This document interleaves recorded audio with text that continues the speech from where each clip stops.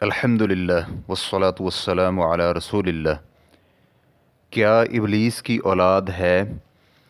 سوال کیا گیا ہے کیا ابلیس کی اولاد ہے، اور اگر اس کی اولاد ہے تو کیا وہ شادی کے ذریعہ ہوتی ہے، اور کیا اس کی بیوی بھی ہے؟ رہنمائی فرما دیں۔ الجواب بعون الوہاب۔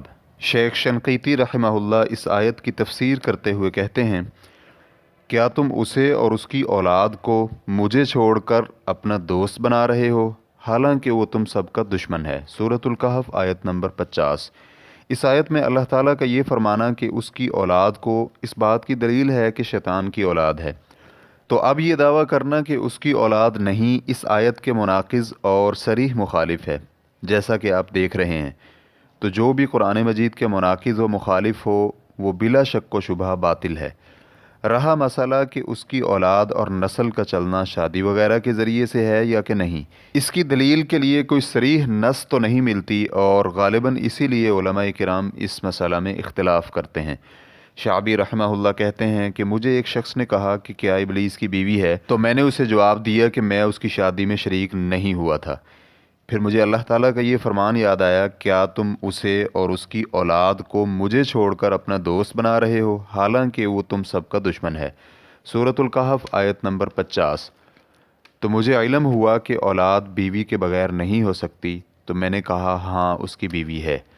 امام شعبی نے اس آیت سے جو یہ سمجھا کہ اولاد کے لیے بیوی ہونا لازم ہے، اسی طرح کی بات قتادہ رحمہ اللہ سے بھی منقول ہے۔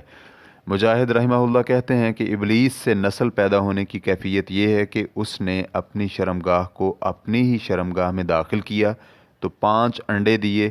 ان کا کہنا ہے کہ اصل ذریت یہ ہے، اور بعض اہل علم کا کہنا ہے کہ اللہ تعالیٰ نے اس کی دائیں ران میں ذکر اور بائیں ران میں فرج پیدا کی ہے، تو وہ اسے اس میں ڈالتا ہے تو ہر روز 10 انڈے نکلتے ہیں، اور ہر ایک انڈے سے 70 مذکر و مؤنث شیطان نکلتے ہیں۔ مذکورہ بات اور اس طرح کے دوسرے اقوال قابل توجہ نہیں، اس لیے کہ کتاب و سنت سے ان اقوال کی تائید نہیں ہوتی۔ آیت کریمہ تو اس پر دلالت کرتی ہے کہ ابلیس کی اولاد ہے، لیکن اس اولاد کی کیفیت ولادت میں کچھ بھی صحیح ثبوت نہیں ملتا، اور اس طرح کی چیزیں رائے سے معلوم نہیں کی جا سکتی۔ قرطبی رحمہ اللہ اس آیت کی تفسیر میں کہتے ہیں، میں کہتا ہوں اس مسئلہ میں جو صحیح طور پر ثابت ہے وہ حمیدی نے جمع بین الصحیحین میں امام ابو بکر برقانی سے ذکر کیا ہے کہ انہوں نے اپنی کتاب میں ابو محمد عبد الغنی بن سعید الحافظ سے باسند عاصم بن ابی عثمان، اور وہ سلمان سے ذکر کرتے ہیں کہ نبی علیہ الصلاۃ والسلام نے فرمایا، بازار میں تو سب سے پہلے داخل نہ ہو اور سب سے آخر میں نہ نکل، وہاں پر انڈے دینے والا اور چوزے ہیں۔ تو یہ اس بات کی دلیل ہے کہ شیطان کی صلبی اولاد ہے۔